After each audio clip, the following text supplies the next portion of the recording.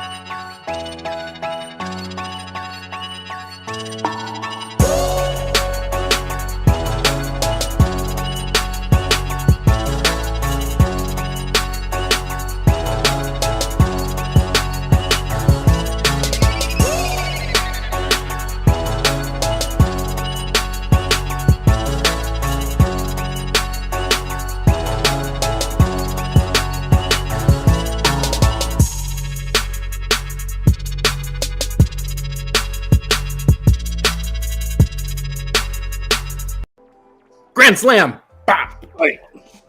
Bam.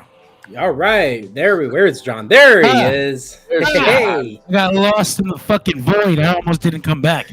Hello, Randy. Like, oh no, we and lost. what's up, Tony? Who's asking who are tonight's hosts? It's Nobody. us four. These guys. Nobody. Nick, Fantastic Four. Robbie, Caesar, Johnny. We're here, the Fantastic The Four. Johnny. We're gonna blow this shit up.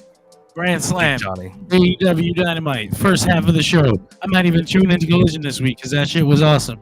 Nick, Fire. talk to the people, introduce the show, and let us know what's going on. Yo, everyone. Welcome to the AEW Dynamite recap brought to you by Dirt Sheet Radio. And guess what? It's not just any regular AEW Dynamite. No. This was Grand Slam. We had a lot of big matches. There was a lot of crazy stuff that happened throughout the card, honestly. What a crazy banger of a show. Like John said, this is something that's going to be really exciting to watch as time goes on. But hey, I am Nick LaRocco. You might also see me as Neek. But I'm also joined by some other awesome fellas. So let's go over to the side with Robbie. It's your boy. It's the R-O-double-B, not in ending in I-E, but ends with a Y. It's your boy Robbie here for another great night of Dirt Sheet Radio, AEW Dynamite recap. And boys, what a show. What a pay-per-view feel before the actual pay-per-view for Wrestle Dream. Now going down to our boy here, Caesar. How's it going, guys? Caesar here, hanging out with these fine gentlemen, talking about that thing we love to talk about, AEW. And as always, it is a show that we're going to discuss a certain topic soon because one of our viewers loves to hear us talk about it. I'm not going to spoil it. I'm just going to pass it over to the man, the myth himself, the biggest fan in the room of the Bryan Danielson, the Johnny. Sasquatch. Oh, no, it's me. Hey! This is John Escudero here, as I mentioned earlier. And yeah, man, this was a big night for me. I've been looking forward to this for a long time. But I guess we have to talk about the main event first. John Moxley taking on Darbus Allin. Darbus Ellis. Darbus Dumbledore? I don't fucking know. Darby Allin comes out with this cool ass skateboard. Excalibur announces that Bleacher Report is no more. And you can catch AEW pay-per-views on Triller, YouTube, PPV.com. I didn't know that was a thing. And talk with us. I love the fact that he makes that announcement where usually it's just like, oh yeah, we got big pay-per-view plans coming up for Wrestle Dream. Now it's just like Bleacher Report 9. Watch it somewhere else. Where am I going to watch my Like, pay-per-view? what matches are going to be on? I don't fucking know.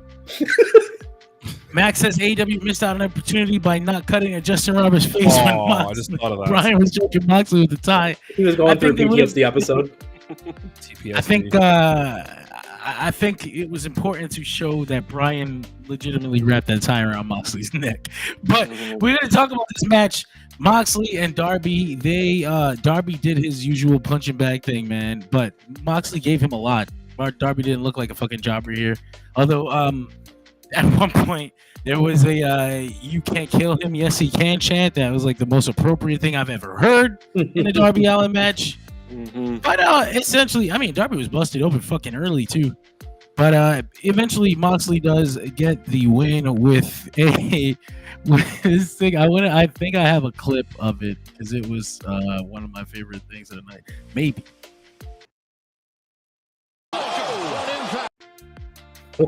Not the clip, no. But also. But that's still brutal. We're running brutal. Dynamite last week. Oh yeah, no, he hits him with an avalanche Death Rider reversal from what Darby was trying to do up there, possibly a superplex or whatever crazy Darby Allin thing he was trying to do. Marina Shafir comes out, or she was already out. She distracted Darby and allowed this to happen. Bryan does sneak up behind Moxley though, in a cool hoodie. He looked like a murderer. He runs out there. He went full man. Wraps that thing around Moxley's neck. It takes the entire. I don't want to call them a Blackpool Combat Club because they're not. They're clearly not. But I don't know what the fuck they are. It takes the whole group of Pac, Claudio, and Marina Shafir to get Bryan off. I don't know. Just holding on to him. That's all she was doing. Yeah, no. Yuta does not come out though. Private Party. The crowd was chanting for him though. This is crazy because he was supposed to be here, but I guess it got moved to Collision. I could have sworn that was a Dynamite segment.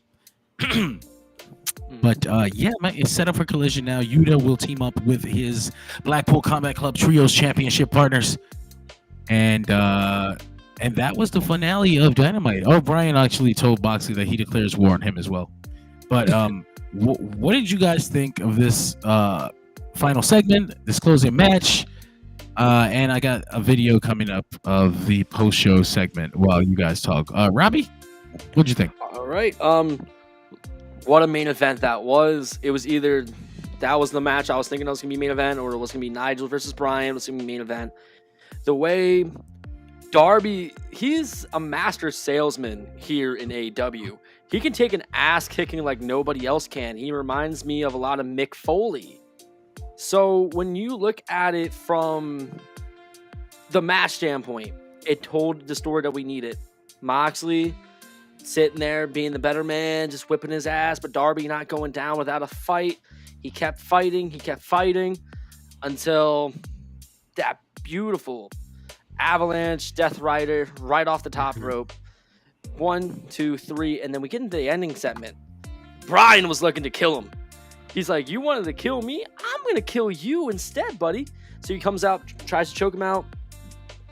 Marina Shafir trying to pull him off, then Private Party and Commander coming out and make the save.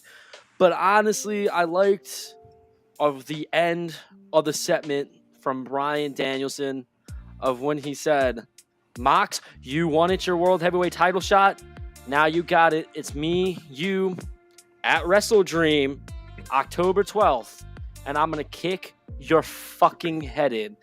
Guys, this is going to be a bloody match between these two at Wrestle Dream. I think we can all agree with that one. I wanted to talk about that in specific.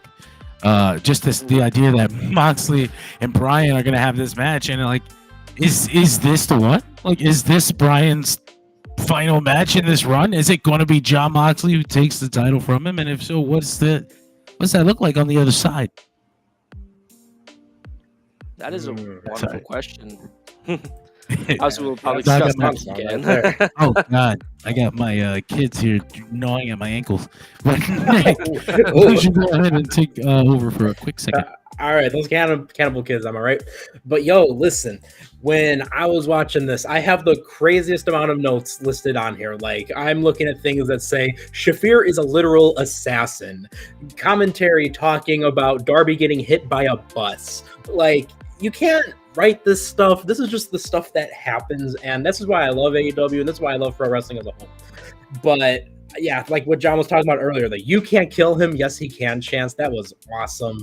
And then seeing something that we've never seen yet with AEW, and I mean, as far as I can think of in wrestling in general, is Darby's arm getting caught inside the ring post while he's getting wailed on. Oh, and did one of you guys say it, or did I just see this online somewhere where someone along the lines of like Darby Allin's one of the State Athletic Commission's favorite people? I didn't say that. Online. I did say though when they took the mat off that they were going to get fined for that because NYC State Athletic Commission doesn't allow any type of concrete floors around their wrestling. Because if you remember, that's why ECW had those issues running their shows in New York, was because they had to put mats down. So I made that little joke of, oh, New York's not going to like that. Technically speaking, though, that wasn't necessarily a concrete floor. That was whatever that weird, like, I don't even know what to describe it, like interlocking tennis panels. Court, I think they've been. I don't know. I think that's what it was. Interlocking panels that they use for stadium shows and stuff like that. Yeah, it was something. Hey, there he is. But can we give a match under there? Yeah, there was something there. But can we give a moment of appreciation also for Danielson with Final Countdown, as well as the fact that Commander and Private Party were all getting a little rub there? Yeah, I do know Bryan loves to put people over. They got them over in that spot for sure. Max say Moxley is 145 wins, 27 losses all the time, 83% win percentage, 2 draws. Like, that is crazy. And you know, if anyone's going to take the title off of Danielson, Moxley is honestly like the person that makes the most sense, especially just from a kayfabe perspective, but also from the connection. He is literally the heart and soul of AEW. The only 3-time AEW World Champion. Could potentially be a 4-time. Yeah. Mm-hmm. I got no issue with him winning the title from Bryan or anything like that. It's probably better for Moxley as a heel to be the one to retire Bryan than Darby as a face, because right, you don't want a babyface ending the career of another babyface like that unless you're like Shawn Michaels or Ric Flair. But special. I'm sorry, I love you. Oof.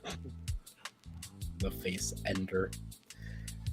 All right, but fellas, well, what do we think of that Avalanche Death Rider? Is Darby Allin, like, how does he move around still after this? Like, it seems like he got hit by a bus again. Like, Ralph Cramden got his payback. Lots of yoga. DDP yoga? I honestly don't know what he does. I think it's just DDP yoga, not DP yoga. DDP, you silly goose. You said it, not me.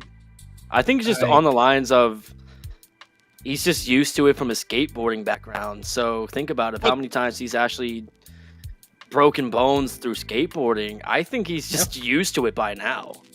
I'm sorry, but how many skateboarding tricks did we do that involve landing on your head, like head plant? Not very many. So, but I don't know. Not his headstand, you know. Yeah, whatever. We'll figure it out. I just making that up.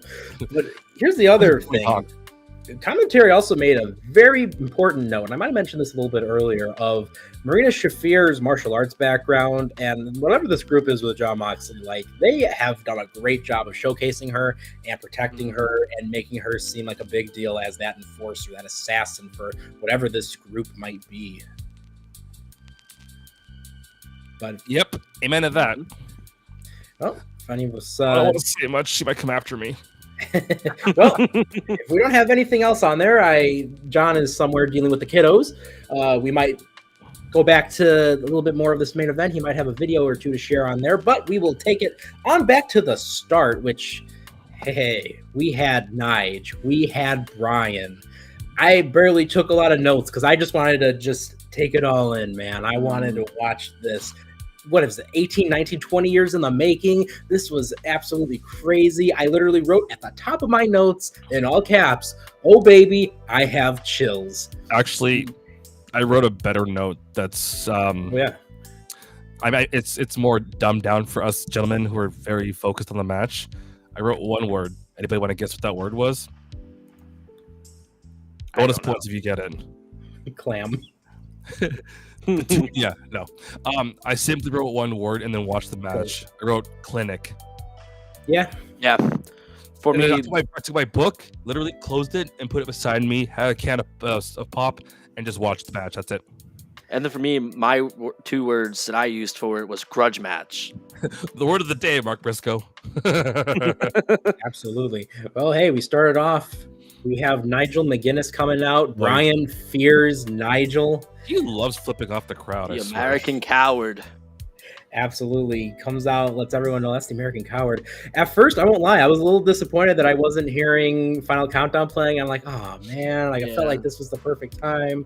Nigel's calling him, like Robbie said, the American coward. And that Nige says that Danielson should be stripped of the title See, if he gets counted out there. I got one beef with that whole count out. Is doesn't the match actually have to start first, then they can do a count out technically, or?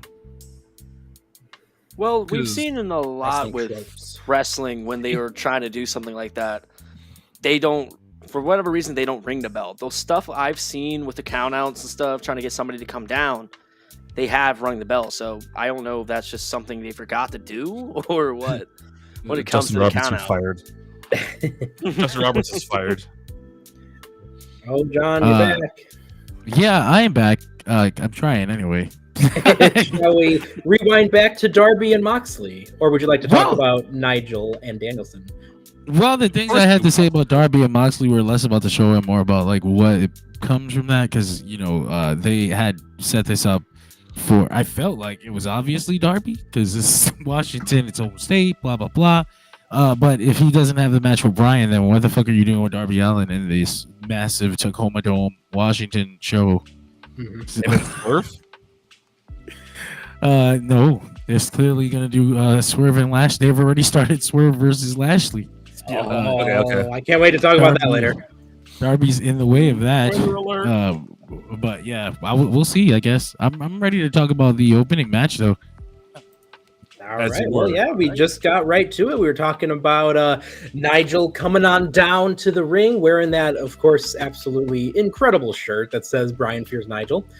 And he gets there. Nigel calling him the American coward. Nigel saying that Danielson should be stripped of the title. And just when we thought we weren't going to hear it tonight, I was happy. I'm sure everyone else was happy. I'm sure everyone at the ringside in the arena was happy. Da-da-da-da, ba-da-ba-ba-ba-da-da. It's the final countdown, and here comes Bryan freaking Danielson. Wow, what a incredible moment that was, just to hear final countdown and then have Danielson walk into the ring as the world heavyweight champion face to face with Nigel McGuinness. With Again, Nige. It's 2024. Years ago, who would have thought that could realistically happen? Again, this is why I love AEW. But guys, I'm so curious to hear what you all have to say about this match. I literally didn't write anything down because I was just taking it all in. John, do you have stuff to say about this? I've been waiting to hear from you on this. I have been watching ROH Bryan and Nigel matches again all week, just to kind of remind myself of what it was, and also to remind myself of what not to expect, because some of the things they were doing in their matches, especially early on, are very, very, very unsafe. And I was like, we're certainly not going to see any of that stuff tonight. So I kind of tempered my expectations, and because I did that, they surpassed them. They came out here. They had pretty much the match I thought they would have. They played all the hits. They referenced all of the older famous spots from the Ring of Honor matches. It was, just hearing Final Countdown and Oasis fucking in the bushes. back to back like that on national television. 15 years since they had their last match, and now I'm here in 2024 sitting with my 15-year-old son watching Bryan Danielson and Nigel McGuinness in a wrestling ring, face to face at the highest level on national television. TV on a huge show. It's one of those things that kind of goes past the quality of the match. Like, I'm not sure that I'm not sure that I would have cared if they tripped and fell after the bell rang and did nothing and then went straight to the pin. But they didn't. Thankfully, they went out there. They had a great match. They did a whole bunch of cool shit. I think we have some clips of that stuff, at least, for sure. In particular, well, we got this cool spot before I get into the one that I like. And by his neck. Nigel looking for the Tower of London. Here it is in the corner. He hit it. He's gonna. Look at that classic, beautiful. This picture should have been done already. Classic setup. The only thing that I had an issue with was that a lot of people weren't there, so they weren't aware of the setup. They didn't pop for the neck lock because they didn't know what Nigel was going for. But it is what it is.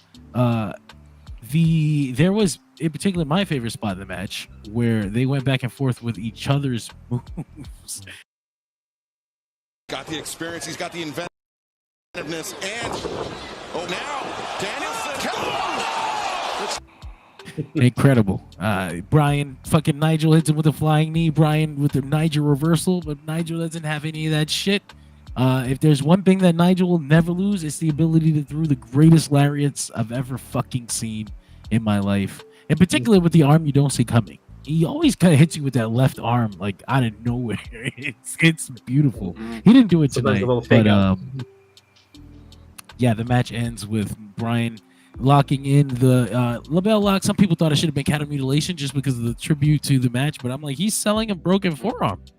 So you can't do cattle mutilation with a broken forearm. In the center of the ring, can Danielson force the submission? There was a bit of a debate where people were wondering if Nigel said "fuck you" or "thank you." I think to me it was pretty clear. Really, thank you. Because I speak for so long that I know he can't actually say the th. It's a "thank you." Yeah, because TBS ended up bleeping it.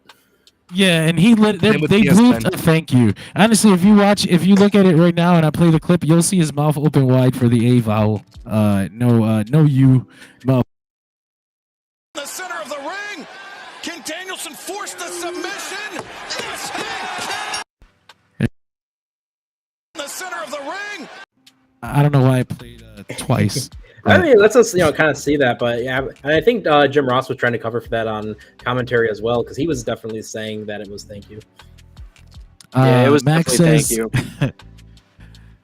Max says the ring post spot scared the shit out of him, and Eric Stevens said the kick to the back in the corner that Nigel does sucks to take because Nigel always lays in that kick. I mean, if you were watching those little matches, he slapped it. It's the spot where you're hanging backwards and then he kicks you in the back and then drops a clothesline down from you in the corner. In case you were thinking, but yeah, that was awesome. It was everything I wanted. It was anything I could have asked for was in there, and I'll take that with me forever. Like you guys said, this is one of the reasons why AEW exists, to do things like this that cater to us specifically. So, thank you. It's one of those thank you, Tony Khan moments. But yeah, what did you guys think? I want to say, this was, again, playing all the hits, but it's exactly what it needed to be. And, this was a great way to open the show, and it was 100% fan service for, honestly, I'd say, number one, all the people that were, just like us, that were watching from way back when in the early, Ring of Honor days and elsewhere. But also, too, I think it was also fan service for all the people that even are newer to AEW and who were, just watching and listening to all of the stuff that Nigel has been saying about Danielson over the years. And Danielson finally being able to get his payback for all the things Nigel said about him. I think all around, whether you've been a newer fan or you're an older fan, like this really delivered for you. And I think about what I texted in our little group chat is just, I said that this is a mix of nostalgia and a sense of something bittersweet, because we know this is probably one of the last times that either of these men are going to be wrestling. And for them to go out there how they did and rekindle their feud for just one more time, and for on top of that, them to be able to go in there with all that emotion and to go in there wanting to play the hits, it was awesome. It was a great way to cap off what was one of the most iconic rivalries and feuds in all of professional wrestling history. And honestly, this was again pure fan service, pure cinema. But I really want to know too what you guys have to say if you weren't super duper into like the whole like Ring of Honor era, and this is more newer. Caesar, what are your thoughts on this?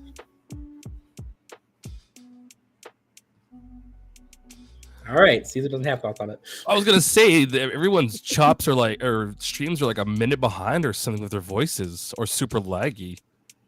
No, so that's you. I was tripping me out. That's all I'm saying. Because like Neek finishes talking and his voice is still going. Since I'm the new kid in the room, I'll talk about this one myself first to get this out of the way. You guys could have like a whole minute or so.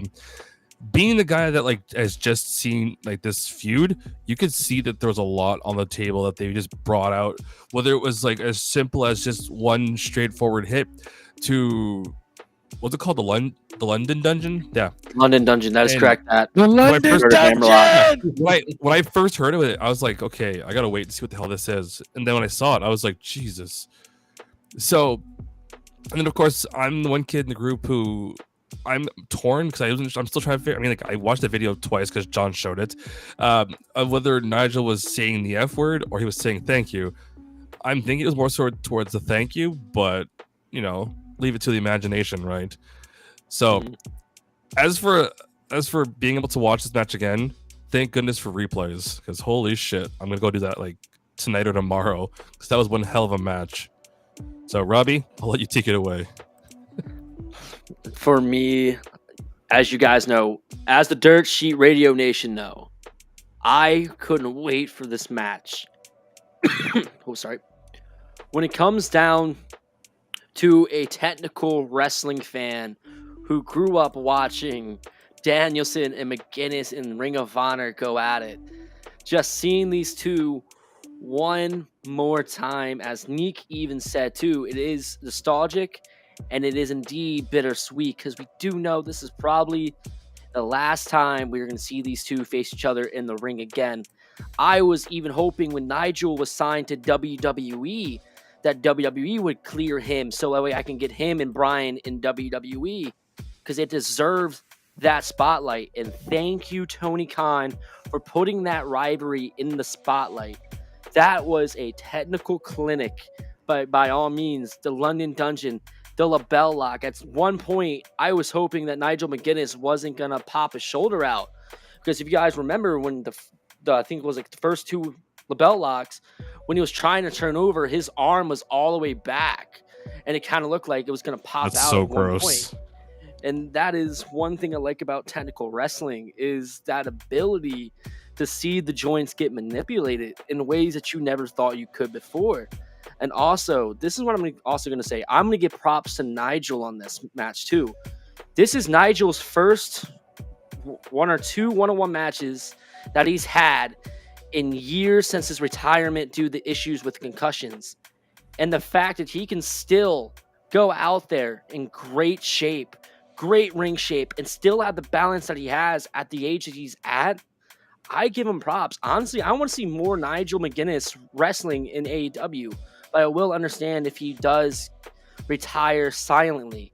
Who knows? To me, this might have been a swan song to the both of them. I think that's He's one only of the 48. yeah.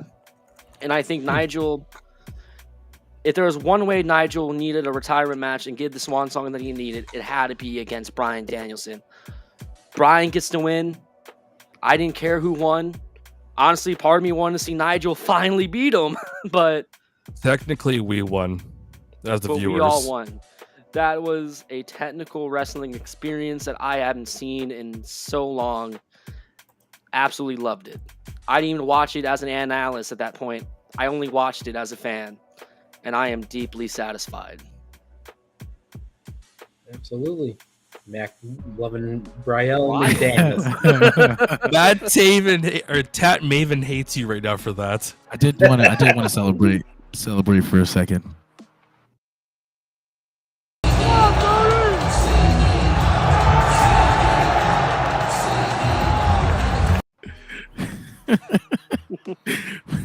Tony Khan's extra segments after the shows and before the show should be archived somewhere for future use. We need official footage of these things. But yeah, The unreleased episodes. This was again moment. On YouTube. I can't really express how special this was for me in particular as a dad who likes to share experiences with his son.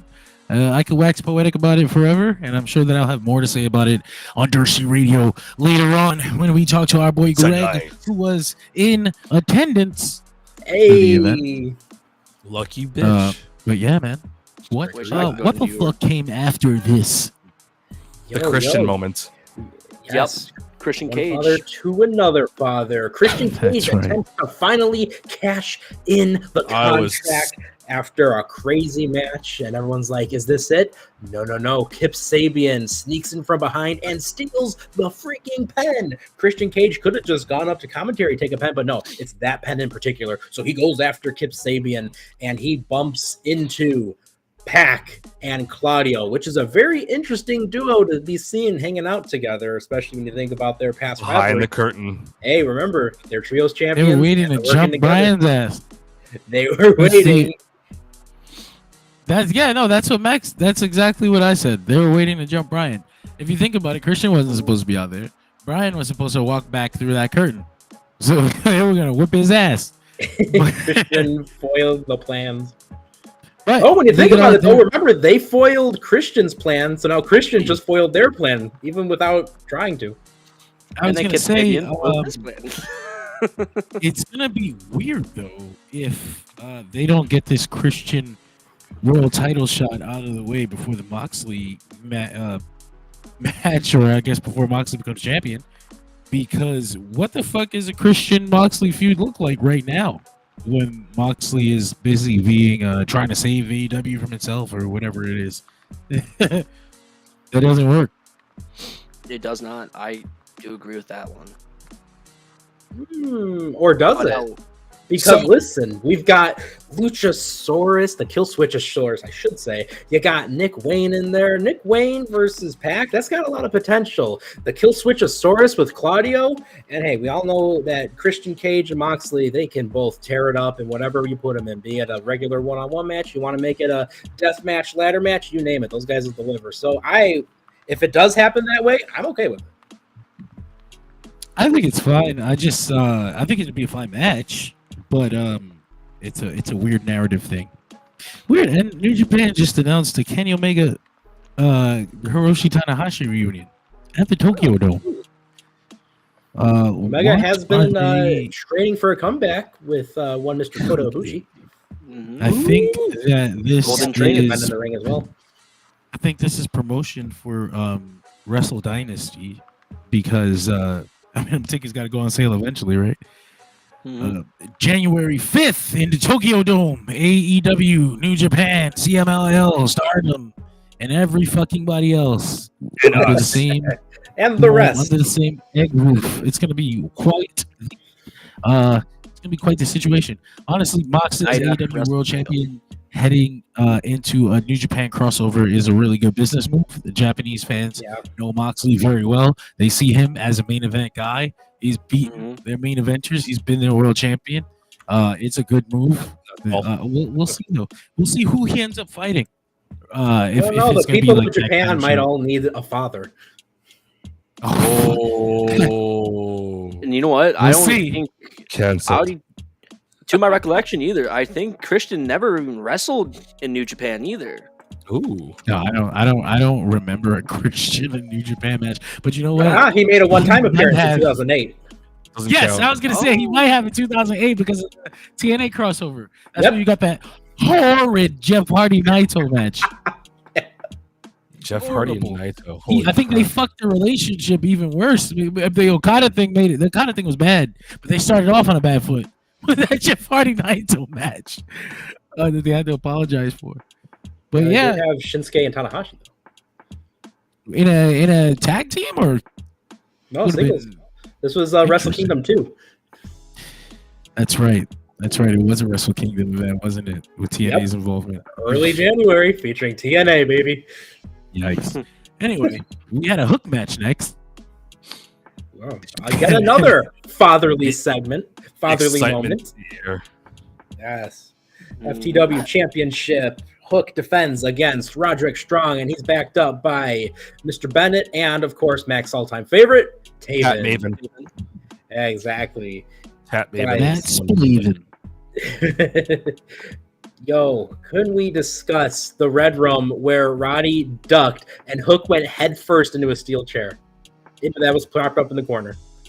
That was painful to watch, but It was painful. It looked stiff too. Yeah.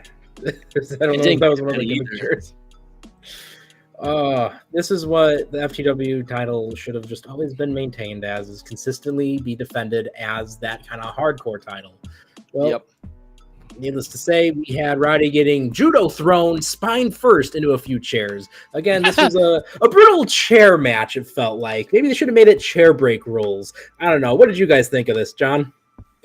I thought it was a fine little match. I think Roddy is always going to be, even Roddy's little baby performances are going to be better than most people's hard-working performances. So Roddy goes out there, he does what Roddy does. Hook is Hook. I have been disappointed that Hook hasn't progressed, but I think that might be on the company more than Hook. I'm a proponent of him going to NXT, but don't tell anybody I said that. one party. Hey, they might have finally come up with a certain direction for him after the match. Yeah, I mean, I'll see. I think so too. I think, yeah, a little bit. I'm on the phone. I got a phone call as soon as I got on the stream, but it's all good. That's my boy, my brother. John, you can feel free to take it at any time. There's plenty of us to talk. Give me. Can hear him. See, we're gonna talk about that later tonight too. But I'm gonna call you. I'll call you as soon as I finish. Live on the air. Give me a shout out. Don't leave him hanging for a shout out. That's great. But this Hook thing, it leads to the retirement of the FTW Championship. Yeah. And a really good moment between Hook and Taz. Was it the anniversary of the creation of the belt or something It wasn't like that? the exact 19 anniversary. years since. It was 26 years following the creation that happened a few miles away at ECW's It Ain't Seinfeld show. The Elks Lodge. Yeah, so I they wish said. I could have gone to the Elks Lodge. There's so many legendary New York arenas that I never got to do because they all closed down because they were actually really illegal. Oh, we had plenty of those out this way. Yeah. Oh my god. But yeah, my great moment. And if you told me that Hook's contract was up, I would believe you because this felt like an ending. It felt like a finale.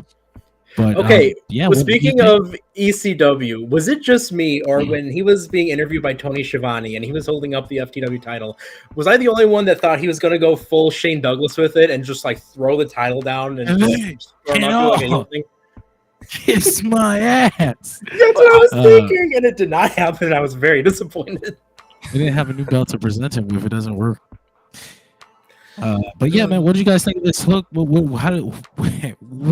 do they do with Hook moving forward? No FTW championship gimmick to lean on. Does that mean they're going to move him forward in the card? He's contending for a championship. Is he going to fight Jack Perry again? What did you guys think? Will Ospreay? No. No. No. I don't know. I'm just thinking I it's just just, think it might be Jack Perry when it comes to think about it. Perry does have an open challenge this Saturday for the TNT title. Who knows? Hook might answer it. it's against Ricky. I do know, unfortunately. I do know. They should have done it on. No. They should have done it on. I thought it was on Dynamite. I thought that was a Dynamite segment. I didn't notice the Collision logo in the Grand Slam thing. I feel like they didn't. make it clear on purpose because they didn't know how much they'd be able to fit. Well, because I think they kept shifting things around because I think there's some graphics out there where what was originally saying Dynamite says Collision and vice versa. See, Yeah, I'm pretty sure like the Saraya match too. Yeah, they've been switching it as they went. I even thought that Okada and Guevara was supposed to be tonight too. So I thought I saw That one I Dynamite knew. logo for that. That one I knew was Collision because Sammy Guevara. Well, but that's the way they be doing it, man. Yeah, man, great segment. But did you guys have any thoughts on that? The only thought I have is the direction of where Hook might be going. I'm like John on this. I kind of do hope he might be going to NXT, but that's just because I like to see wrestlers get built more. Hook was one of those guys that has been there from the beginning of AEW as well. I seen that Hook had the potential, even when he started. It was just one of these things of where Tony Khan, at this point, if he wants to keep Hook satisfied in AEW, he needs to do something after him retiring the FTW championship. I did think it was time to finally retire that championship. It's now time to see Hook go after Jack Perry for that TNT title. You know, I'm gonna have to disagree on here when it comes down to the future of Hook. You know, he's someone that they definitely need to maintain because he, time and time again, has proven himself as one of the biggest viewership draws when it comes down to the female audience. And I think they just really need to get some sort of a good creative idea for him because he's just been stagnant. He's been the same exact character that he was when he first walked out back in, you know, was it November, December of 2021? And when he came out, everyone was blown away because everyone's like, wow, he's so cool. Like, he's not just that meme character we thought he was going to be, you know?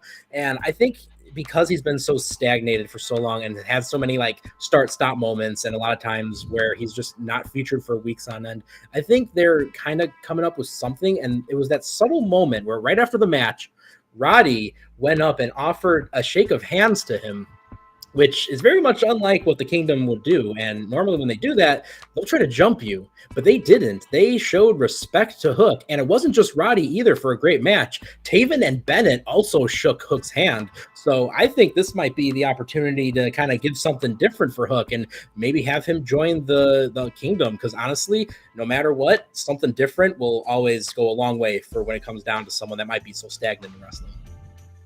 I don't know if put him in a faction is going to help. He's kind of, I don't know. I don't see any path forward in AEW that makes sense. Honestly, he's a little small. He doesn't have the full experience that you would want somebody to have at that level right now. And I think it's just because he's tied down to this company. But also, if he goes to NXT, I don't believe that it's going to be that much different when it comes to like development. I just believe that it's like you said, it's something different.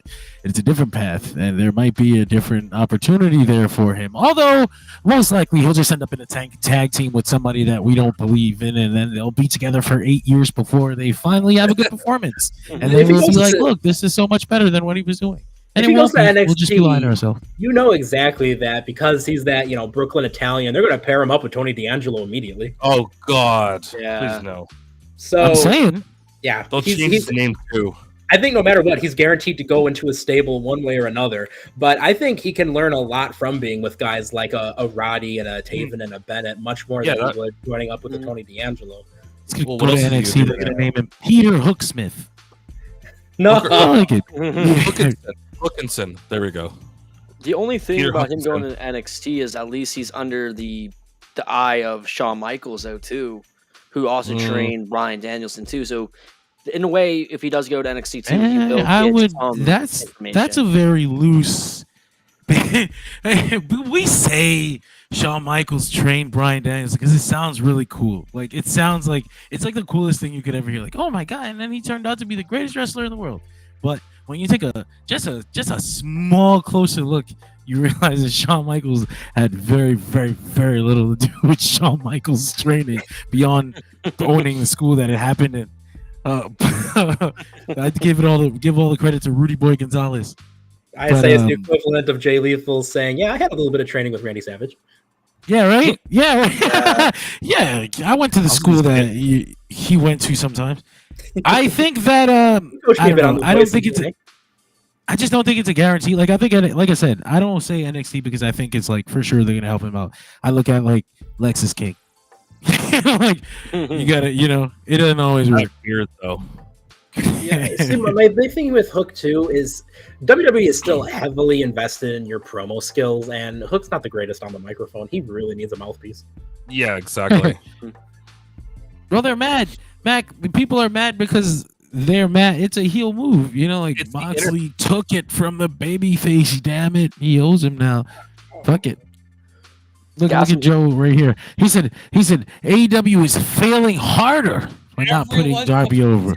No one needs another mixed CD Bryan feud. I knew Mox versus Bryan. I can read typo. I'd speak typo. Mox versus Bryan feud. Actually, that. If that was the case, I would agree with you. But the Bryan Mox story is one of the most compelling stories in the company right now, and that's just by way of the way things are booked. I think we spoke about it before, where it was like, Darby deserves the opportunity, but the money match is Bryan versus Moxley. That's the money story. That's the money match, and honestly, it's very circular. We talked about how many times they've crossed paths in their career. And plus, it's the more logical way to do things. You can't just have Moxley attack Bryan at All Out and then not expect the match to happen sometime down the line. It just wouldn't make sense. Both guys are literally attempting to murder the other. So much murder. Honestly, Darby, since Moxley stole Darby's title shot, then it only makes sense that Darby's going to win the world championship from Jon Moxley. But we'll see. Sometimes the things that are planned don't always go to plan. Because I'm fairly certain they had a plan for Darby Allin to beat MJF for the world championship, and things shifted away because things happen. So we'll see. Here's hoping. But what happened next? Hey, after this, we had for the tag team titles, the Jackson 2 defending against Will Ospreay and one Mr. Coil Fletcher.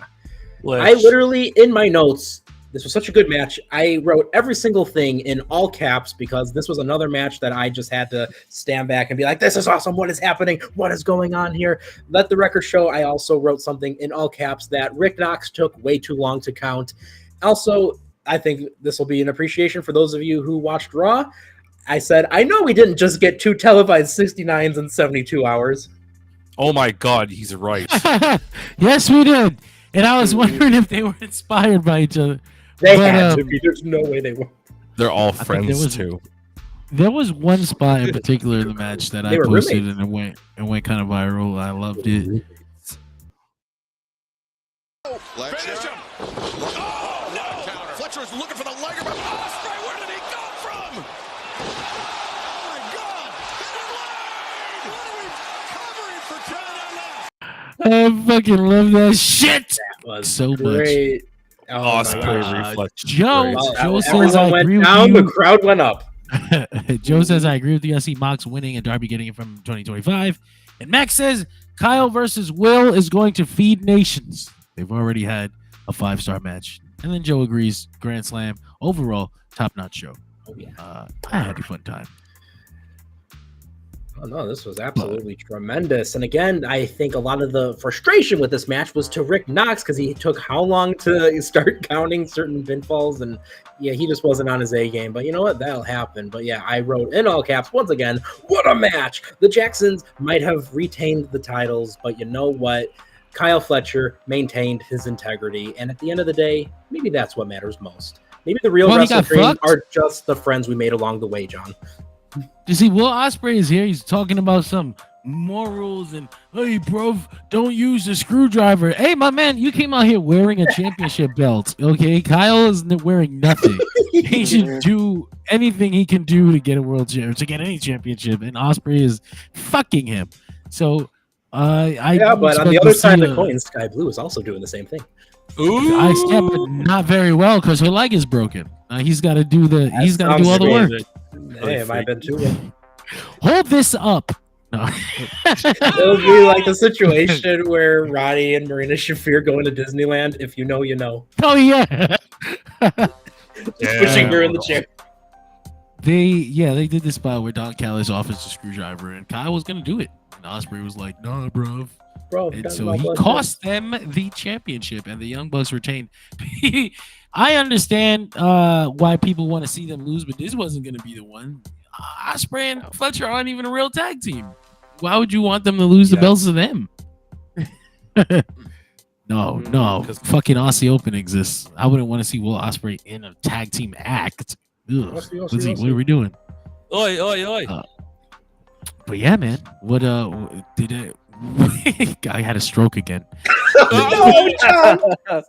No. Oh no. Did you guys have any thoughts?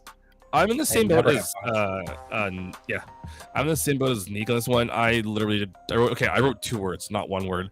All I wrote down at the end of it was insane match, because like that one video you rolled where everyone was doing flips to the Destroyer to Hidden Blade.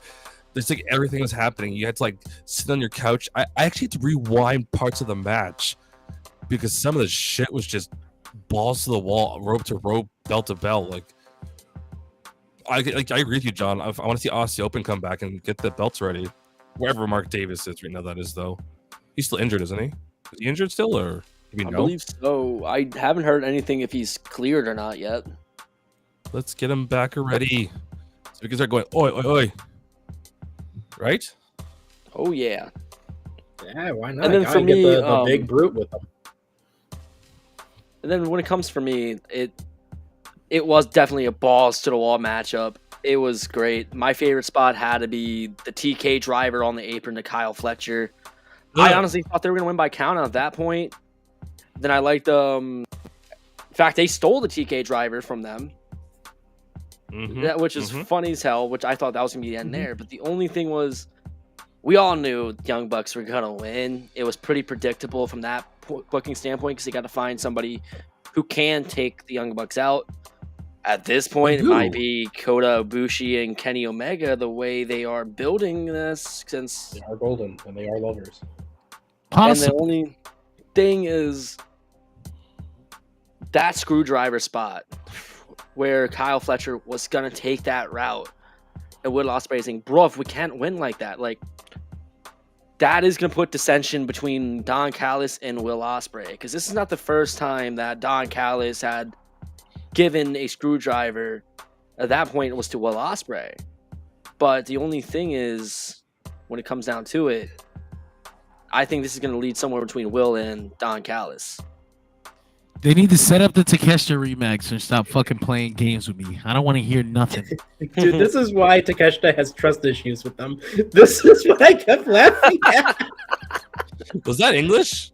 Schwarzenegger and Danny DeVito. You're wondering why the twins are here.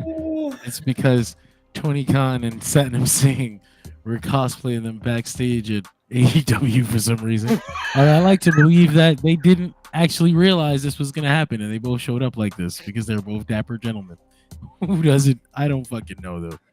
How does Satnam Singh get suits tailored for him? That must be ungodly expensive. The Keebler elves. You know they do yes. He goes to a hardware store and they buy a plastic tarp.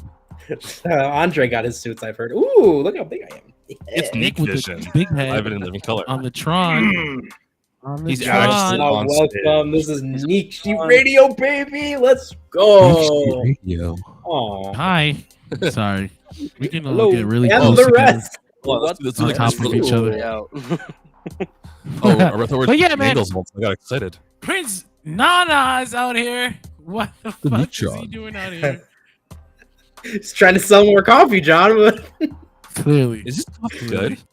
He came out to at least Mac appreciates the Neatron. Prince Nana came out to talk some bullshit.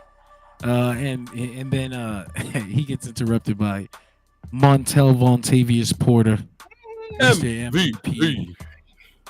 I popped big shit. I was like, holy shit, what is going on? We knew they were coming, but I didn't for some reason foresee any crossover with like Swerve or that that essentially puts Bobby Lashley right at the top of the card, where he should be.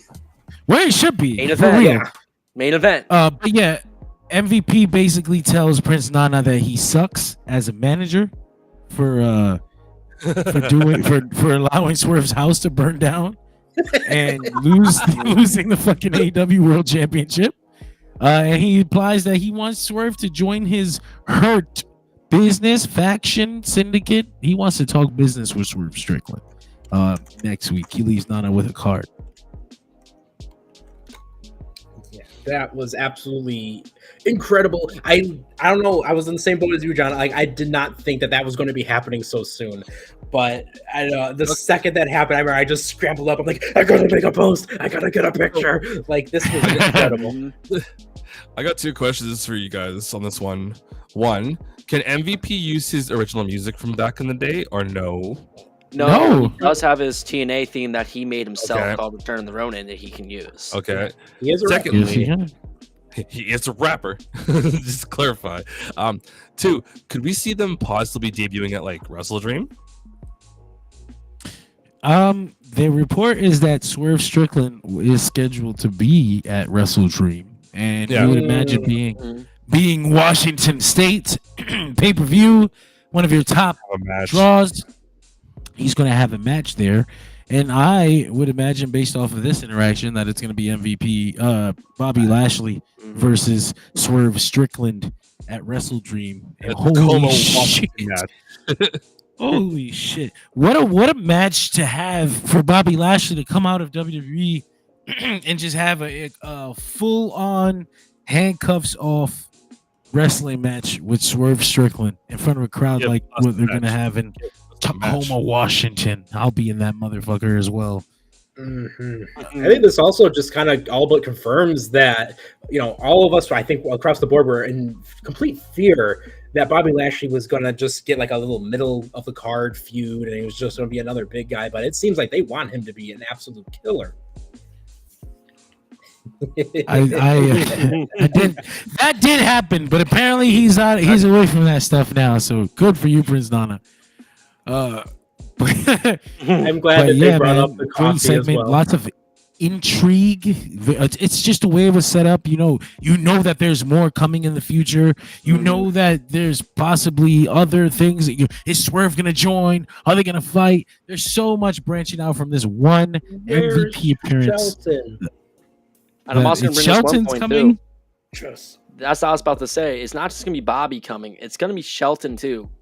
Shelton Benjamin, I can't wait to see what Benjamin can do in an AEW ring. Oh yeah, that's going to be to- such a good signing for them. I have said that for so long. When it comes down to those 3 alone, I'm a huge mark for all 3 of them. I love all 3 of those guys, the way they perform in the ring, how MVP can talk. So I also want to see too, where is this going to lie around with Samoa Joe when he comes back? Ooh. Will he rematch? Are we going to get another Lashley versus Samoa Joe match? Are we going to get another MVP versus Samoa Joe match? Or will Samoa Joe join them as that 4th member? Because if you guys remember, Cedric Alexander resigned to WWE, so he won't be joining them over in AEW. Because those are questions too we're also going to ask too, is will there be your 4th person in that faction? I mean, even then, if there isn't, hey, they could just dominate. I would love the visual of all 3 guys with, some of the many championships in AEW, like each one having 2, like they get the trios titles plus, like, imagine Bobby with like a world title, Shelton with like the Ring of Honor World Championship, so we can finally give him a world title, and then like MVP, give him like the Continental title or something. Ooh, even Shelton with the Continental. There's so many options here. I'm just picturing the visual of them with like all these different championships. Mm-hmm. Oh, that'd be so cool. Yeah, like you said, Robbie, I am such a big mark for all 3 guys, so I'm excited for this. I'm excited. All right. Well, hey, again, MVP with the interruption. Prince Nana getting his coffee insulted, and I'm looking forward to what we're going to be getting from the potential with this and Swerve. But moving on, we had. Oh, John's back. There we go. Yeah. I'm having issues over here. Jesus, this is not boding well. Anyway, I wanted to say that I don't think there's any chance that Swerve Strickland is going to let them separate him from Prince Nana. So like I don't sense to me they've gone through so much together in real life. I mean, just the idea that Swerve brought Prince Nana to this place, and that without Swerve, I'm not sure that Prince Nana has a place. So they're probably really mindful of that. No, Mac, I meant that for Shelton. Ooh, upset Mac. See that? Yeah, Kenny King. You know what? I was also thinking that too. They can just bring Kenny King in to do that too, because he was part of the Beatdown Clan at TNA with Bobby and MVP. The So Kenny King BDC. would be a nice one. I'm hyped. Kenny King? I'm hyped. Can't wait to see it. What's next? All right, following this, we had the Women's Championship match. Mariah May defending the title against the magical girl, Yuka Sakazaki, which is one of the most fun things that you could say. Best name ever. But hey, you know what? In my onion, I don't know if that was on. Hey, listen, in my onion, Yuka Sakazaki is the real champion because you know what? Mariah May did not at all kick out in time at one point. So, hey, Yuka's the new champ. To me, That fucking killed me.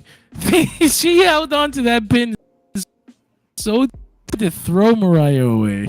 It's fucking Aubrey. everyone saw it. The crowd was getting ready to boo until they started doing the flippity doodahs around. Yes, That's genius, actually. The way Yuka took control of that, she completely shut that down. Just erased it. That was That's real masterful, veteran shit. honestly. someone's Real getting vet shit. fired. Yeah, it's nobody's fault. It was honestly Yuka's fault more than anything. She pulled the pinfall too tight. It was like a weird pinfall too. She like held on to the leg in front as well. It was like weird. But yeah, what are you gonna do? Count the pinfall and then change the title? Then you really get fired. Like, fuck. Yuka's going. She's shooting. Who did that? That's happened on AEW TV once.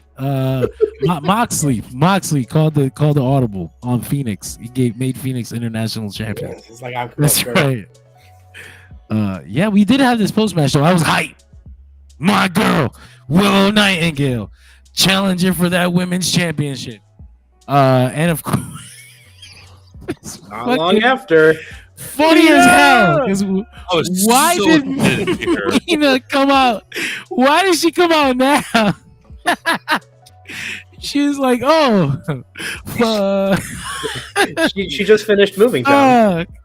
She was like, "Oh man, I was in the bathroom. I These are my did not movie know clothes. you were out there." Listen, normally, or not normally, but a lot of times Mina is an asshole heel, just like Mariah May. I have no problem with her acting like she wasn't trying to hurt Willow Nightingale here. But based on the story they were telling, it kind of feels like we're headed towards Mariah May versus Mina Shirakawa at Wrestle Dream. Mina is teaming with Toni Storm in Stardom in a couple weeks. And Mina also didn't really agree with the way that Mariah May took out Toni Storm too. So Jesus says we need to bring Low Key, and I say we do. Just give him one more chance. One more chance for Low Key. Mac. One more. We're letting Hulk Hogan. I think we can let Low Key in. Brother. I'm just saying, Oh my God. brother. Matt called him Caval, and I feel like you deserve to get octued by Low Key for that. You know. But yeah, man. Oh, I gotta go. Fun match. Mina and Mariah May back together. Mina back on AEW TV. Lots of things to be excited about. Mariah May's championship reign is underwhelming me. The whole That's thing. fair to say. They keep doing matches which are good, but she doesn't have anything. She doesn't have anything going on. Her main story is that she wants Mina Shirakawa back. Me too. Like we all do. Y'all do. Right? There's nothing going on there, and it's really killing me. It's basically in a holding pattern until Toni Storm makes her triumphant return. It feels like bullshit, but that's how I'm feeling about it right now. And I love Mariah May. Yeah, it felt like it was just like a title reign just to really like establish her as one of the top dogs of the women's division. But it's like she's defending it, but not against like the quality contenders, and not having those like quality matches that we all thought she was going to have if she was going to beat Toni Storm. Because Toni Storm, she made that title her own. She completely like clutched and held on to the women's division and made it one of the most exciting things, because then it became that whole thing of who's going to take it, and then we had the amazing moment where it was the betrayal and all the lead into All In, and it's such a shame to see where things have gone. And hopefully the feud or the tandem or whatever they're going to do with Mina and Mariah might be that jump start that it needs. I have some news from the future of Collision. The Hangman versus Jeff Jarrett lumberjack strap match. So that was weird. What does lumberjack strap mean? It's apparently all the lumberjacks outside will have leather straps, so they can whip you. Yeah, so they can whip you if you get thrown out. Nice. I'm just like, you know what? This match, certain people can't be in this match. Otherwise, we're gonna run into some crazy optics situation. You gotta be careful with that one. It's okay. It's okay as long as it's Hangman and Jeff Jarrett, I guess. But why not just make it a typical strap match inside the ring with just lumberjacks around? Oh, well, that's different. This is something that they did like a long time ago. I remember the lumberjack strap match at Nitro.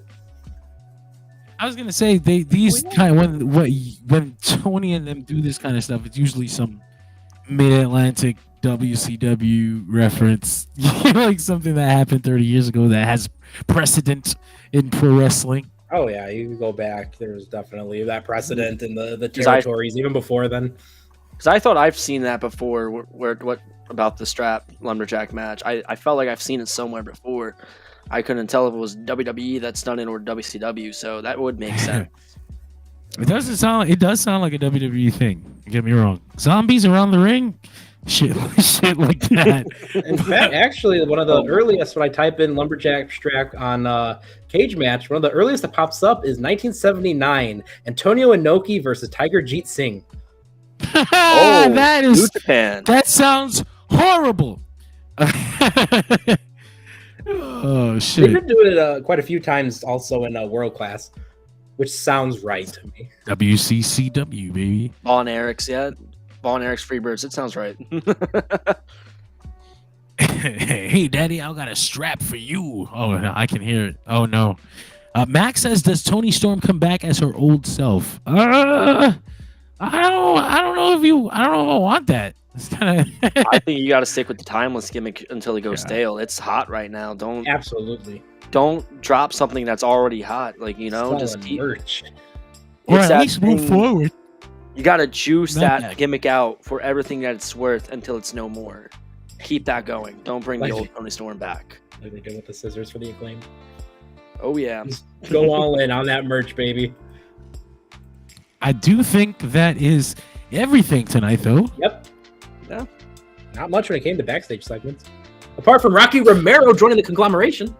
That's right. He was very confused about it, but he's happy to be in it. And it was an important note, too, that Mark Briscoe was wearing the Dem Boys shirt because they are 5 miles away from where the Briscoe brothers had their final tag match together. Yeah. Where was that at? Hammerstein, I believe. Wasn't it Hammerstein? No. They haven't run a Hammerstein show yet? Motherfuckers. What was it? It was. It had to be a Ring of Honor.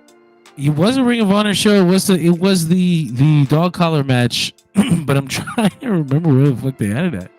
Oh, Ring of Honor, Final Battle, wasn't it? It was House of Glory. Oh shit! Whoa. Ew. Yeah, we're not gonna talk about that much. We never talk about House of Glory here. Not many people do. But it's weird, I always said it's weird because they have all these big time matches and you never hear about them outside their own bubble, which is like, why? Anyway, I don't know. I bet you if you look into it, you'll get a better answer. Somebody who knows better probably knows why. Honestly, I would have assumed it was Ring of Honor when it comes to the Briscoes. Since they're so synonymous, hearing us from House of Glory, that's like, what? That's where Jay Briscoe had his final match. What at? In his House It of was Glory? It was a week after the double dog collar, which, canonically speaking, I think we'll all unanimously agree that was the final match. Briscoe. Yeah, we'll agree with that. Jay and Mark get to make the fucking decision. Because at least Jay gets the heroic exit at that point. Oh, House of Glory has JD from NY as their commentary guy. Ew, no wonder. I remember dealing with House yeah, of but Glory. I feel like this was an issue from before they even had him. Like, I always said House of Glory would book these big ass matches and then nobody cared. Like, I'm pretty sure I saw like Ricochet versus like AJ Styles or some wild ass shit there, and it was only like 8 minutes long. It's like, what are we doing? No one's ever. How much are you paying these people? $20. Final segments of the night. Nicholas, can you lead this for us?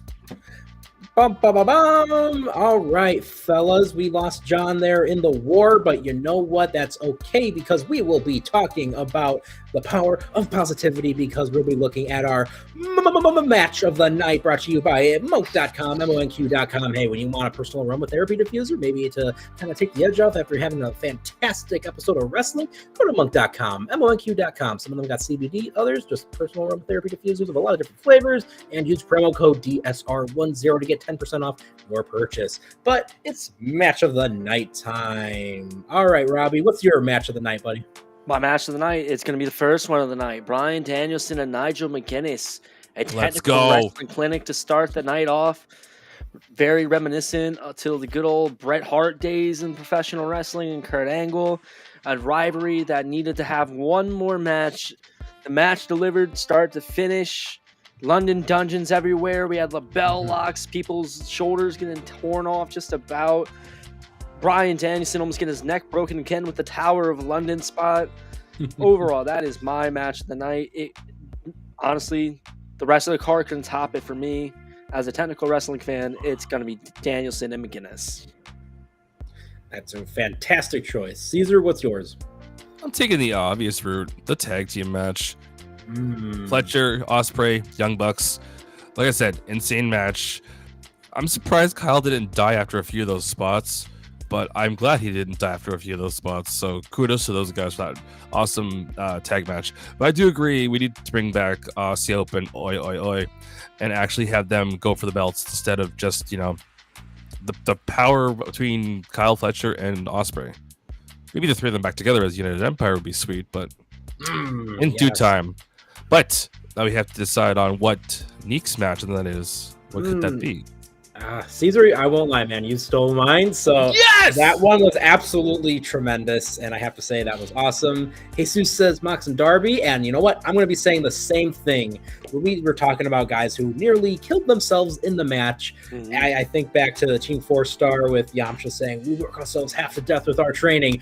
Yeah, Darby works himself like 3/4 of the way to death with his just in-ring matches, way beyond his training. I don't even want to know what his training regimen is to do the crazy things he does. But yeah, Darby and Moxley was a match that meant a lot because, again, the winner takes on Danielson in what could be, his finale, his swan song. And I could have seen this match going either way because, again, Darby's got it with Danielson because they're both Washington wrestlers. You've got Moxley, of course, having the long storied history with Danielson over the years in the independent scene and, the behind the scenes with Regal and, all the connection in WWE and AEW. So there's just so much there. And I'm really excited for that. And I love the element too, right afterwards where you had the attack and then guys who, wanted to get their own payback with, Commander and Private Party being able to get a little something extra because, they've really needed to have some level of oomph to, build themselves back up. But yeah, it was all around really good. And again, you can't kill him. Yes, he can. This match was so much fun. And like we said earlier, the State Athletic Commission probably doesn't think it's as much fun, but you know what? I think we all do. I don't know if John's here to give us his match of the night, unless he it's shows probably up right the Nigel Bryan match. I'm guessing his pick would be. Yeah, I think so too. All right, John, we've chosen for you. Now, imagine helping like that. should be very helpful is once we choose our mega star of the night, we'll be able to be protected by NordVPN. So hey, go to comicbookkick.com and scroll to the very bottom of the page, and you guys, chat, can get NordVPN, get a whole 1-year subscription. They're going to give you a few bonus months, and the subscriptions will be 72% off. So yeah, you're going to be getting quite the benefit there, which, hey, let's put a price tag on protection and safety. Now, Megastar of the night. Oh, crap. I was left off there. My turn. You know what? I have to say, when it comes down to who the Megastar is that really stood out and stole the show, for me, MVP. I was not at all expecting. I have all the rumors of, the Hurt Syndicate showing up in the near future. I just didn't think it was going to be this soon. So, yeah, just seeing MVP, I stood up from my seat. Like, it was the same thing as when I saw him come back at the 2020 Royal Rumble, and I was like, there he is, he's back. This was the exact same excitement, and I think even more than when he came back at the Rumble. So it was nice to see MVP, and I can't wait to see what happens, because that means the Hurt Syndicate is around the corner, and I love Shelton Benjamin and Bobby Lashley, so this means so much more than just that. But yes, let's go over to Caesar. You know what? I'll let Robbie go first. I'll be a gentleman. I'll be a Canadian. Ooh, hey. All right. Thank you, Caesar. For me, it's going to be Jon Moxley tonight. Tonight, he kicked Darby's ass that whole match just about. That was... Tony Khan booked him where he needed to be, and that is to be a badass monster in that ring. Moxley did that nice spot of the Avalanche Death Rider right off that top rope. Moxley also just getting away, doing his little groove and stuff that he always does when he's in the zone. That, by default for me, makes him Megastar of the night, as he's been a Megastar arguably probably since this whole thing started around with Marina Shafir. So, honestly, with me, it's going to be Jon Moxley, and... Oh, look who's back. That's what it'll be, and Jon is back. Back again. Hey, John, It's what's your horrible. You match can't on pay night? attention to it like that. They already saw me when I shifted everybody's head. I love friend. My match of the night is definitely going to be Bryan versus Nigel, based off of nostalgia purposes and my Yeah, we heart. called it. But there's also the technical match of the night, which is probably the the tag match, or even Darby versus Mox. That was very good. That's all three. Yeah, all our choices. All our choices. He watches the stream. I watched this show. He knows people. Max says Man, Bryan executive versus order. Marina Shafir. Nigel for Megastar of the night. Mac might have a point there. Just because I may never be able to That's do this true. again, I'm gonna go ahead and make Nigel fucking McGuinness my John Megastar sounds of the so night. excited. That's my guy, man. Look at this asshole. His next He's shirt complete says dude. Dirt Sheet Radio. His next shirt. He's been an asshole the entire time too. He's never stopped being an asshole. It's very good. I love Nigel. Everything he needs to be. So since John swooped in like a damn ninja, I was gonna Too fat take for an that. Okay, fine. You rolled in the door. Is that better? John, you are perfect size. Too skinny to roll, too fat to enjoy my life. This is a sad Cool. existence. The perfect size to enjoy Bryan and Nigel. I was gonna be a total simp and say Mina Shirakawa. That'd be too easy of a thing to say. So I'm gonna take the other route and say Kyle Fletcher, because, like I said, I'm surprised he didn't get completely obliterated and break his neck or something. Oi, So oi, oi! We did that earlier too. But yeah, You have to. Kyle Fletcher. No, I always do it when the opportunity comes up. So that's my megastar, the Fletch. That's such a interesting name, Kyle. Why does that come? Not Kyle. Why Coyle. would? Oil. But Not Kyle's. just normal Kyles. Like, why are you Kyle? Why did they do that? Why aren't you a Chad, huh? They fit the bill. Because refreshing monster energies in the bathroom, Don. What is Kyle? What is Kyle short for? Kyle? Kyler. Kyler? Hey, Kyler. I actually had a classmate named Kyler growing up. I just took that for Venus. Bryan Danielson says Jesus Mega the Night for choking me or for choking Jon Moxley. I mean, No, I agree with Mac in the chat. Mina Shirakawa Shorts Megastar of the Night. Megastar of the She- year. The Sabu listen, reminds me of anything she wears. Like she could have literally came out here in sweatpants, and I would have been like, came out of a garbage bag. Mina. I still can't believe woman. she's 30. She's 37. I can't believe that. And I don't mean that in an objectifying way. I mean she has a beautiful soul and she's a beautiful professional wrestler. we got a jobber of the night.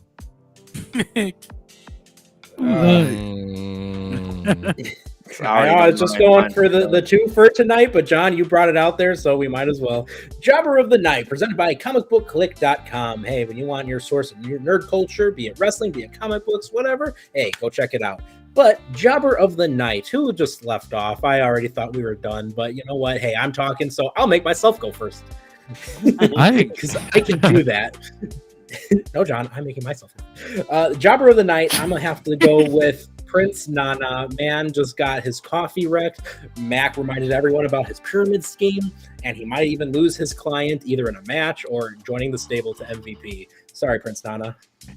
It's insurance, okay? It's real insurance. That's a funny story, but that really happened. He's funny as hell. He tried to sell me life insurance or whatever it was. Get out of here. Jobber of the Night for that. Every time that gets brought up, he'll be Jobber of the Night. The perpetual. It's fucked up too because you didn't leave the voice message, or you can't read the text through the preview, so you can't just leave it closed. It's fucking bullshit. Caesar, who's your Job of the Night? Christian. Because he keeps getting screwed by Kip Sabian. What's gonna happen next week? Is the clipboard gonna get stolen? Like, we gotta wait and see. So, what hard surface will you write on? I hate that whole thing.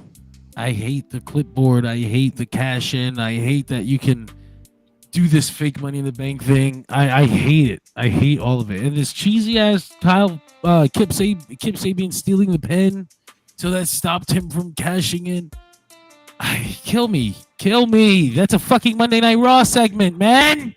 What would have happened if like a fan with really good aim just like threw a pen up there for Christian to take? Right. So you're telling me the fans can affect the story? If it takes something as simple as a pen being stolen to stop this cash in, like Nick said, fans can just keep throwing things. Next week, next week, people just show up with pens and start throwing them at them.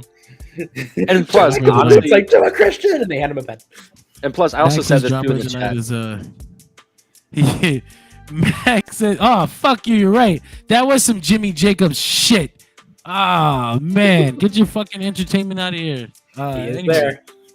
Max says, "Job of the Night, AEW for not showing Justin Roberts' face." Killed Moxley with that tie. That's fair. Robbie, for me, who's your jobber? My Jobber of the Night is not a wrestler. It's not even the company in whole. It's a damn referee who ref that damn tag team match. It's Rick fucking Knox. For somebody that has been wrestling. Well, in the wrestling business for more than 20 years as an official, missing your cues like you are, Rick, that is no excuse, man. One job. In PWG, you were the Earl Hebner of PWG at one point, dude. Come on, man. You got to be on cue. You got to get engaged in that match. To me, he just wasn't there for the right times when it comes to being a referee. So, Rick Knox, you're my Job of the Night, man. What the hell? I want to give a shout out to Major Keyblade on Twitter. He said, "Do people still not realize Rick Knox is in the Young Bucks' pockets? He's always the ref for their matches, and he keeps doing this thing. He's a crooked ass referee." Well, I'm glad that you brought that up because I was going to say they have implied in the past that Rick Knox could be in the Young Bucks' pocket, but they've never fully made that clear. Like, if you show him getting paid off after every match, you have a whole story there. You get something people get invested in. Like if you fucking, I don't want to be one of those where's the story people.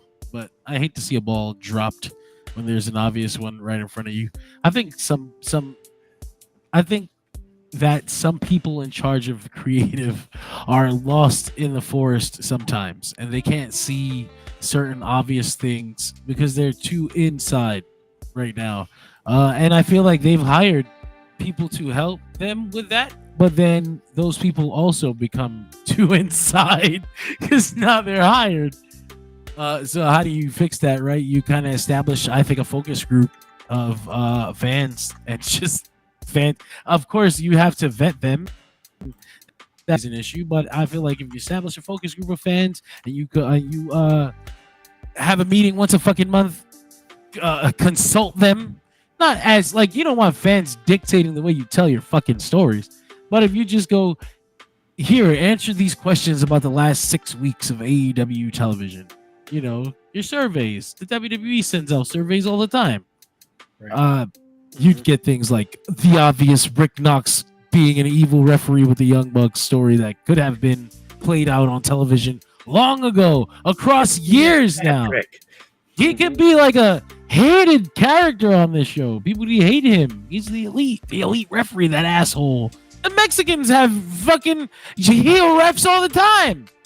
The Young Bucks are luchadors without fucking masks.